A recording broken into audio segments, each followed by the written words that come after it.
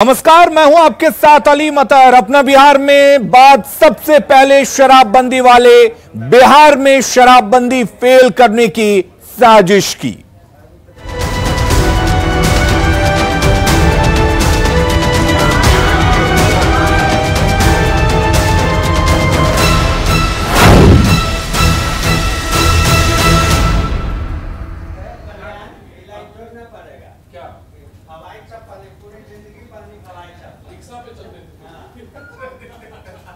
तो कैमूर के कोड़ासन गांव में 3 की मौत हो गई है। जहरीली शराब पीने से इनके मौत की आशंका जताई जा रही है। 8 लोगों में से 3 का सदर अस्पताल में इलाज चल रहा है, जबकि 2 व्यक्तियों को वाराणसी रेफर किया गया है। इलाज करा रहे एक व्यक्ति का दावा है कि कोड़ासन में मुन्ना से खरीदकर उन्होंने शराब पी थी। तो सवाल यही है कि आखिर शराबबंदी वाले बिहार में कैसे अवैध और जहरीली शराब की बिक्री हो रही है। आपको बता दें कि कैमूर में 3 लोगों की मौत हुई है। कुल 8 लोगों ने शराब पी थी।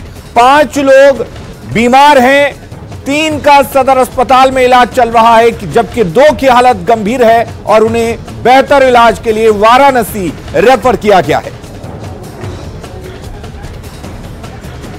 तो कैमूर के कुड़ासन गांव में जहरीली शराब पीने से 3 की मौत की आशंका जताई जा रही है। हालांकि पुलिस प्रशासन अभी इनकार कर रहा है कि इनकी मौत शराब पीने से नहीं हुई है, लेकिन पोस्टमार्टम रिपोर्ट के बाद से यह भी साफ हो जाएगा। जबकि जो लोग शराब पी रहे थे उनका कहना है कि उन्होंने शराब मुन्ना नाम के किसी शख्स से खरीद कर पी थी और उसके बाद उनकी तबीयत बिगड़ी। तो कैमूर शराब मामले में रात भर छापेमारी चलती रही। शराब तस्कर को पकड़ने के लिए लगातार छापेमारी चलती रही।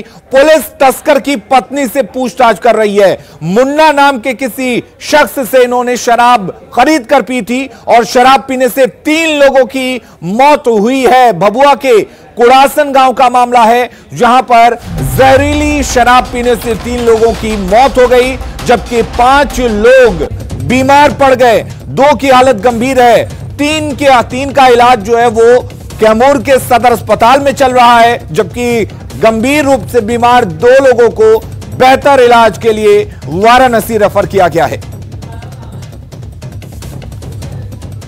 और प्रमोद हमारे साथ जुड़े हुए हैं। प्रमोद, आपसे जानना चाहेंगे, क्या अब भी प्रशासन ये मानने को तैयार नहीं है कि इनकी मौत जहरीली शराब पीने से हुई है, जबकि स्थानीय लोग कह रहे हैं कि इन्होंने मुन्ना नाम के किसी शख्स से शराब खरीद कर पी थी और उसके बाद ही इनकी तबीयत बिगड़ी? जी अलीम, ये पुलिस प्रशासन अभी भी इंतजार में है। अब जो है, जो 2 लोगों का पोस्टमार्टम हुआ है, रात्रि में जो हुआ है, उसका पोस्टमार्टम रिपोर्ट के बाद ही पुलिस बता पाएगी कि ये जो है मान पाएगी कि जो है शराब पीने से हुआ या कैसे मौत हुआ है। लेकिन पुलिस अभी नकार रही है, जबकि ग्रामीण सभी लोग, ग्रामीण का साफ कहना है, यहाँ तक कि जो शराब साथ में पी रहा था उसका भी कहना है कि हम लोग साथ में शराब पिए हैं। लेकिन पुलिस इस बात को मानने के प्रशासन तैयार नहीं है। वो पोस्टमार्टम रिपोर्ट का इंतजार कर रही है। लेकिन रात में जो है, जो तस्कर था उसके गिरफ्तारी के लिए लगातार छापेमारी हुई, लेकिन अभी तक फरार है। और उसकी पत्नी से पूछताछ कर रही है और कई पहलुओं पर पूछ रही है कि ये शराब कब से बिक्री करता था, शराब कहाँ से लाता था या खुद घर पर बनाता था। तो ये सारे मामले जो है गिरफ्तारी के बाद ही पता चलेगा, पोस्टमार्टम रिपोर्ट के ही बाद पता चलेगा कि प्रशासन के तरफ से कहना है कि पोस्टमार्टम रिपोर्ट आने के बाद ही कुछ साफ होगा, लेकिन प्रशासन इस पर क्या कह रहा है? जिस तरीके से जहरीली शराब मिल रही है उस पर क्या कुछ कहना है प्रशासन का? जी, मैं बता दूं कि अभी तक इतने बड़े मामला हो गया, लेकिन एक भी पुलिस के अधिकारी या प्रशासन, यानी कल डीएम भी जो है कैमरा के सामने और एसपी बोलने को तैयार नहीं है। यानी कोई अधिकारी इस पर कुछ भी बोलने से बच रहे हैं। अब जो है, जब तक वो बोलेंगे नहीं तब तक वो कुछ प्रशासन बोलने से बच रहा है, लेकिन बचने से काम नहीं चलेगा। प्रशासन को यह जान लेना चाहिए। बहुत बहुत शुक्रिया आपका तमाम जानकारी देने के लिए।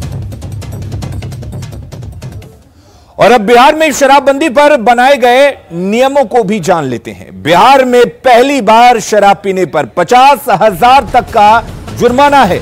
वहीं पहली बार पीने पर 3 महीने की सजा का भी प्रावधान है, यानी कि 50,000 का जुर्माना या 3 महीने की सजा। वहीं पहली बार तस्करी, निर्माण और बिक्री करने पर 5 साल तक की सजा का प्रावधान है, जबकि यही अगर दूसरी बार किया जाता है तो 10 साल तक की सजा हो सकती है। यानी कि दूसरी बार अगर आप बिक्री या निर्माण के आरोप में पकड़े जाते हैं तो 10 साल की सजा हो जाती है। साथ ही तस्करी में इस्तेमाल वाहन को जब्त करने का भी कानून है। इसके अलावे सामूहिक शराब पीने पर भी जुर्माना है और सजा का प्रावधान है। आपको बता दें कि सरकार के निर्देश के हिसाब से अगर किसी थाना क्षेत्र में शराब मिलती है तो थानेदार पर भी कार्रवाई की जाती है, लेकिन फिर भी बिहार में शराबबंदी के बीच शराब का अवैध खेल जारी है।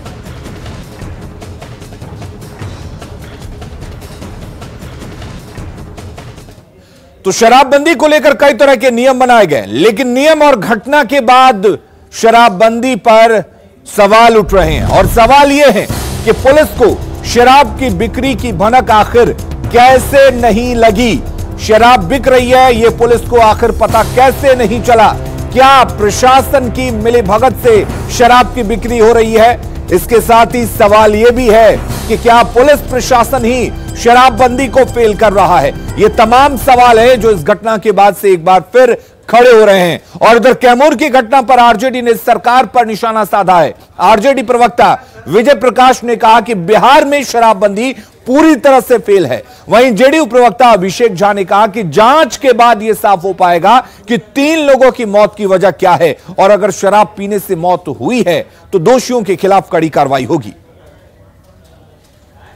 ये स्वाभाविक रूप से बिहार में शराबबंदी नहीं है। यहाँ शराब का खुलेआम व्यापार सरकार में बैठे लोग करवा रहे हैं और जो है झूठ का ढकोसला करके अपने कमजोरी को, निकम्मापन को साबित करना चाहते हैं कि हम जो है बिहार में शराबबंदी करा चुके हैं। यदि शराबबंदी है तो आज 3 लोग कैमूर में क्यों मर गए? कुछ लोगों की मौत हुई है और कुछ लोगों को रेफर किया गया है अस्पताल। अब मौत का एग्जैक्टली क्या कारण है? प्रशासन के लोग वहां पहुंच रहे हैं, जांच हुई है, प्राइमा फेशिया कुछ लोग इस तरह की बात को कह रहे हैं। अब जांच होगी तो बातें स्पष्ट होगी कि आखिर मौत का एग्जैक्ट कारण क्या था।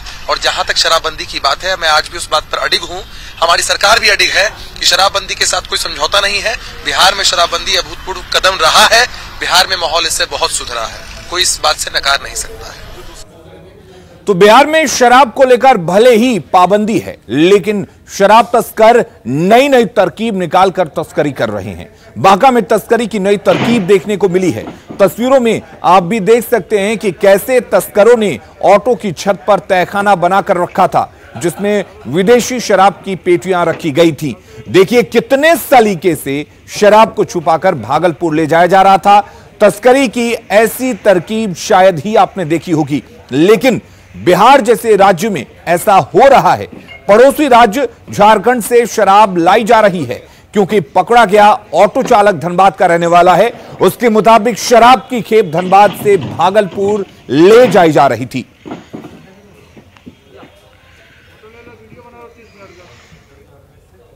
और उधर हाजीपुर में करीब 50 लाख की विदेशी शराब जब्त की गई है। हालांकि इस दौरान धंधेबाज भागने में सफल रहे। बताया जा रहा है कि शराब तस्करों ने पुलिस को चकमा देने के लिए मिलिट्री का चालान कटा रखा था। वहीं उत्पाद अधीक्षक ने बताया कि तस्करों ने पुलिस से बचने के लिए मिलिट्री के फर्जी चालान का इस्तेमाल किया, ताकि यह पता चल सके कि ट्रक में मिलिट्री का सामान लदा हुआ है, जबकि पिकअप वैन में करीब 500 कार्टन विदेशी शराब लदा हुआ था। एक गाड़ी और इस पर से शराब कुछ नीचे उतार के रखा हुआ था, और एक पिकअप जो पकड़ा गया है, उस पिकअप में लगभग 30 कार्टन शराब लदा हुआ था, जो हम लोग बरामद किए हैं और जब्त करके यहाँ लाए हैं। लखीसराय में गांजे की बड़ी खेप जब्त की गई है। जब्त गांजे की कीमत 3 करोड़ बताई जा रही है। बड़ैया पुलिस ने तहदिया गांव के पास NH 80 पर कार्रवाई कर गांजे की इस बड़ी खेप को जब्त किया है। हालांकि पुलिस को देखते ही मौके से तस्कर फरार होने में कामयाब रहे।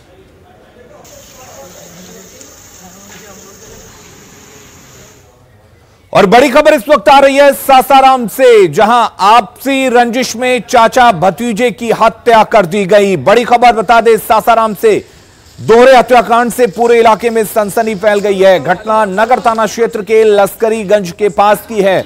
बताया जाता है कि गोपाल दुबे और भतीजे माधव दुबे की हत्या हुई है। नगर थाने की पुलिस मौके पर पहुंची हुई है और दोनों शवों को अपने कब्जे में ले लिया है। हत्या के पीछे जो वजह है वो बताई जा रही है आपसी रंजिश। फिलहाल पुलिस कुछ भी कहने से बच रही है। मौके पर फिलहाल तनाव का माहौल है। धन हिस्सा जबरदस्ती घर में घुस के मांगे तरह साल कहता सल धन हिस्सा दे ना तो गोली मार दे।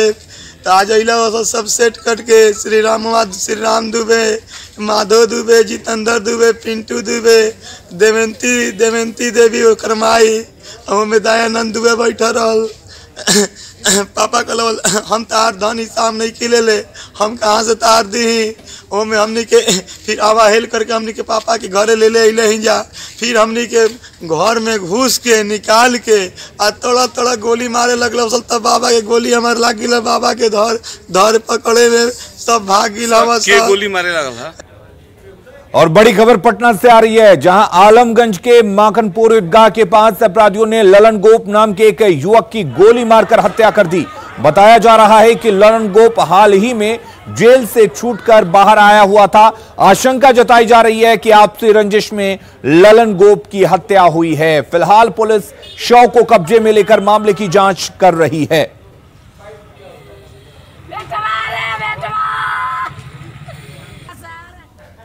कॉम्फेड ने एक बार फिर से दूध की कीमतों में प्रति लीटर 2 रुपए की बढ़ोतरी कर दी है। नई दरें 7 फरवरी यानी कल से लागू हो जाएंगी। कीमतों में वृद्धि का कारण लागत में बढ़ोतरी बताया गया है। साथ ही किसान काफी समय से इसकी मांग कर रहे थे। दूध के मूल्य में बढ़ोतरी पर पटना के लोगों की इस पर क्या राय है, इसका जायजा लिया न्यूज़ 18 संवाददाता संजय कुमार ने।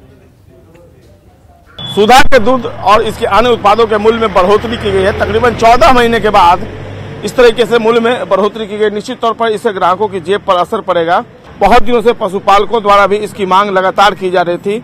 ऐसे में दूध की दर बढ़ाए जाने के अलावा कोई दूसरा विकल्प नहीं था। जाहिर सी बात है लोगों के जेब पर इसका असर पड़ा होगा। प्रति लीटर दूध के मूल्य में बढ़ोतरी हुई है, कितना जेब पर असर पड़ेगा आप लोगों को? कितना असर पड़ेगा? काफी फर्क पड़ेगा। 2 रुपया तो काफी महंगा हो जाएगा। तो ऐसे कोरोना का मार है, ऊपर से ये महंगाई मुश्किल है। 2019 में 1 रुपया 20 पैसा फर्स्ट टाइम ऐसा 2 रुपया अचानक पर लीटर बढ़ा है। तो हर आदमी पे इफेक्ट होगा, जॉबलेस हो या जॉब भी करते हो उन पे भी इफेक्ट होगा और ग्रामीण इलाका में भी इफेक्ट होगा। हाँ, लगातार ये दूध में रेट बढ़ते जा रही है। इसके साथ हर एक चीज में रेट बढ़ते जा रही है। हम लोग स्टूडेंट है, उतना सरवाइव कर नहीं पा रहे हैं। ये सब पर सरकार को ध्यान देना चाहिए। और जो लगातार जो बढ़ती महंगाई है जिससे हम लोग बहुत परेशान हो चुके हैं। अब क्या करें, हमसे इस राज्य में तो यही हो रहा है।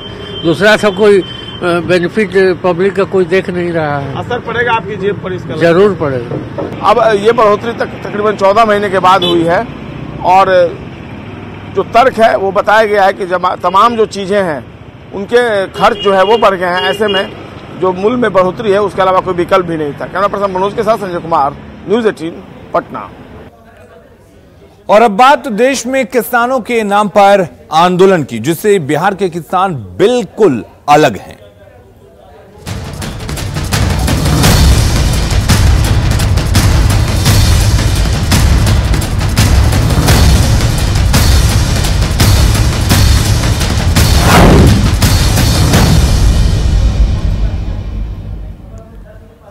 और आज देश भर में कृषि कानून के खिलाफ चक्का जाम है, लेकिन मुजफ्फरपुर के किसानों को इससे कोई मतलब नहीं है। किसान सुबह से ही अपने काम में व्यस्त हैं। उनका कहना है कि ऐसे आंदोलन से उनका भला है कि नहीं? क्या होने वाला है और भला नहीं होने वाला है, वो काम करेंगे तभी घर चल पाएगा। कृषि बिल के खिलाफ किसान हित के सवाल पर आज देश में चक्का जाम है। मुजफ्फरपुर में हम पहुंचे हैं किसानों के बीच जरा स्थिति का आकलन करने के लिए। और मुजफ्फरपुर का ये गांव है, तो देखिए ये गाय हैं और इन गायों को की सेवा के लिए ये किसान हैं और ये अपने घरों पर है। चक्का जाम में ये क्यों नहीं गए, जानेंगे आपसे। आज तो चक्का जाम है, आप नहीं गए हैं?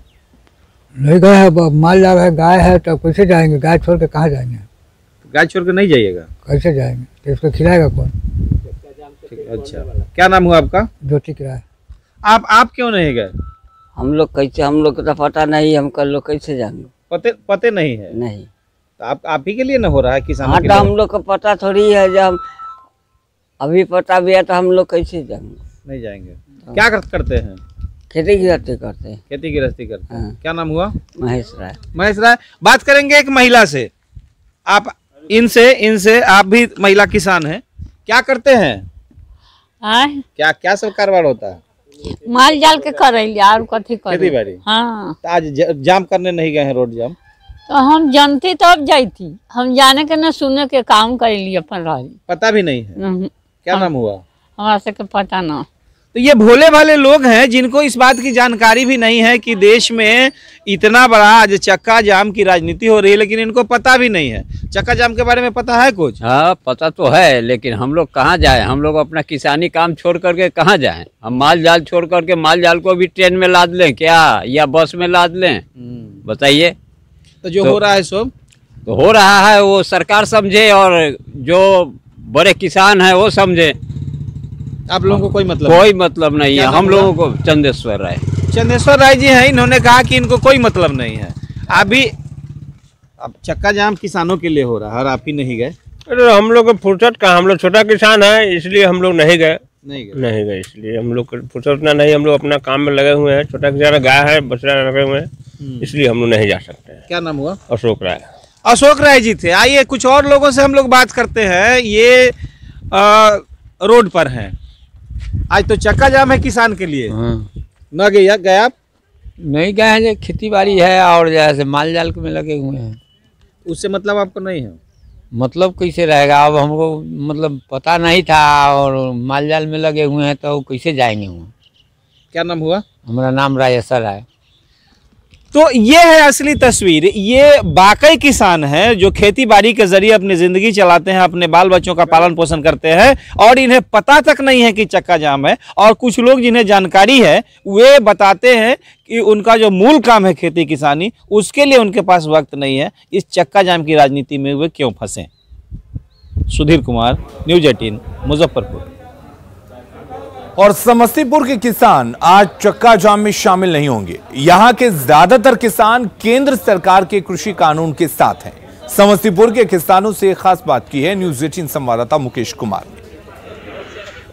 केंद्र सरकार के कृषि कानून के खिलाफ आज एक बार फिर चक्का जाम का आह्वान किया गया है, लेकिन उस चक्का जाम आंदोलन से एकदम बेखबर समस्तीपुर के भमरूपुर गांव के ये किसान लग रहे हैं जो अपने हर रोज़ की तरह खेतों में काम पर लगे हैं और यहाँ पर अपने खेतों की फसल अच्छी हो इसके लिए वो लगातार मेहनत कर रहे हैं। आप देख सकते हैं जो यहाँ पे जो भी लोग हैं लगातार खेत में बने हुए हैं। इन्हें इस आंदोलन से ऐसा लगता है कोई मायने मतलब नहीं है। आप ये किसान आंदोलन हो रहा है, चक्का जाम है, जी। उसको लेकर क्या कहेंगे? किसान ये आंदोलन नहीं कर रहे हैं, किसान तो खेत में रहते हैं। किसान मजदूर को इस आंदोलन से क्या फायदा? मोदी जी जो कर दिए हैं ये किसान मान रहा है जो बहुत अच्छा किए हैं। हमारे शहर में कोई जगह मंडी लगे, कोई जगह काम हो, अच्छा से अच्छा मंडी लगे और किसान जा कर के वहाँ बिक्री सामान को करे, इससे बढ़ कर के क्या होगा? और भी लोग हैं यहाँ पर जो काम कर रहे हैं, जो किसान हैं, हम उनसे जानना चाहेंगे कि आप क्या कहेंगे? आज चक्का जाम किया गया है और किसान का जो कानून है उस पर क्या कहेंगे? कृषि कानून का तहत जो किया गया है मैंने चक्का जाम है वो एकदम सरासर गलत है। हाँ, कृषि के तहत मैंने बहुत फायदामंद चीज़ है मैंने जो कानून मोदी जी ने लाए हैं सो। हाँ, इसलिए मैंने बहुत अच्छा है। तो ये किसान हैं जो कृषि कानून का समर्थन कर रहे हैं और कहीं से भी आज के चक्का जाम से ये अपना वास्ता नहीं रखे हुए। तो ऐसे में सोच सकते हैं किसान अपने खेतों में काम पर लगे हैं, तो ऐसे में सड़क पर कौन उतरेगा? Mukesh Kumar, news 18 network, Samastipur. और गोपालगंज के किसान भी चक्का जाम के खिलाफ हैं। किसानों पर इसका कोई खास असर देखने को नहीं मिल रहा है। गोपालगंज के किसान अपने रोजमर्रा के काम में लगे हुए हैं। गोपालगंज के किसानों का कहना है कि उन्हें इस आंदोलन से कोई मतलब नहीं है। किसानों से बात की है न्यूज़ 18 संवाददाता मुकेश कुमार ने। कृषि कानून को लेकर देश में कई महीने से लगातार आंदोलन चल रहे हैं और आज किसानों का चक्का जाम है। कई राज्यों में चक्का जाम को लेकर वो आंदोलन कर रहे हैं, लेकिन हम अभी गोपालगंज में हैं और आप देखेंगे कि गोपालगंज में जो किसान हैं अपने वो खेती बाड़ी में लगे हुए हैं। आप देखिए यहाँ पर अभी हम सदर प्रखंड के गौसिया गांव में हैं और यहाँ पर देखेंगे कि खेतों में कैसे जो है गेहूं की जो फसल लगी हुई है और जो कुछ किसान जो लोग हैं वो अपने खेतों में जो है वो फसल को निगरानी कर रहे हैं। और इधर देखिए कुछ किसान अपने खेतों में ट्रैक्टर चला रहे हैं, खेत की जुताई कर रहे हैं। हम इनसे भी खुद बात करने की कोशिश करते हैं। एक मिनट जरा रुकिएगा। और ये गौसिया गांव के जो किसान हैं उनसे बात करने की कोशिश करते हैं। देखिए अभी ट्रैक्टर बैठे हुए हैं और खेतों की जुताई कर रहे हैं। देखिए पर खेत जो है क्या जुताई किया हुआ है। एक मिनट ट्रैक्टर बंद कर दीजिएगा। तो राधामन जी, अभी जो आप किसान हैं और खेतों में काम कर रहे हैं, आज किसानों का आंदोलन है, वो सड़कों पर है, आंदोलन कर रहे हैं, तो आप खेतों में काम कर रहे हैं, आपने क्या आंदोलन? किसानों को फुर्सत नहीं है और किसानों का कोई संगठन भी नहीं है। जैसे अपने बिहार में जो लोग किसान है, हम लोग तो बाढ़ प्रभावित क्षेत्र के किसान है, हम लोग को तो काफी नुकसान होता है। हम चूंकि 3 साल से 1 भी रुपये की बढ़ोतरी नहीं की गई है। जो उसका गन्ने का जो दर है वो अधिकतम 310 रुपया और न्यूनतम 265 रुपये का है और विगत 3 वर्षों में 1 रुपये की बढ़ोतरी नहीं की गई। इसका कारण है कि बिहार में चाहे अपने जिले में कोई किसानों का बेहतर संगठन नहीं है जो मिल प्रबंधन से बात कर सके या सरकार से बात कर सके। तो गन्ने की कीमत नहीं मिल पा रही, इसकी वजह से ज्यादा मेहनत करना पड़ रहा है आप लोगों को। बिल्कुल बिल्कुल बिल्कुल। तो देखिए जो गोपालगंज के जो किसान है उनका कहना है कि कोई संगठन नहीं है उनका और गन्ने की जो कीमत है वो नहीं मिल पा रही है और अभी वो खेत में गन्ने की दोबारा उनको रोपाई करना पड़ रहा है और चूंकि बाढ़ प्रभावित इलाका है इसकी वजह से जो है इनकी जो फसल की जो लागत है वो भी नहीं मिल पाती है। तो जो गोपालगंज के जो किसान है वो किसी आंदोलन में भाग न लेकर के बल्कि खेतों में काम कर रहे हैं और उनका कहना है कि वो खेतों में काम करेंगे तभी जो है कुछ पैसे की आमदनी होगी, वो परिवार का खर्च चला पाएंगे। तो जाहिर है कि गोपालगंज के किसानों को इस आंदोलन से कोई मतलब नहीं है। मुकेश कुमार, न्यूज़ 18 गोपालगंज।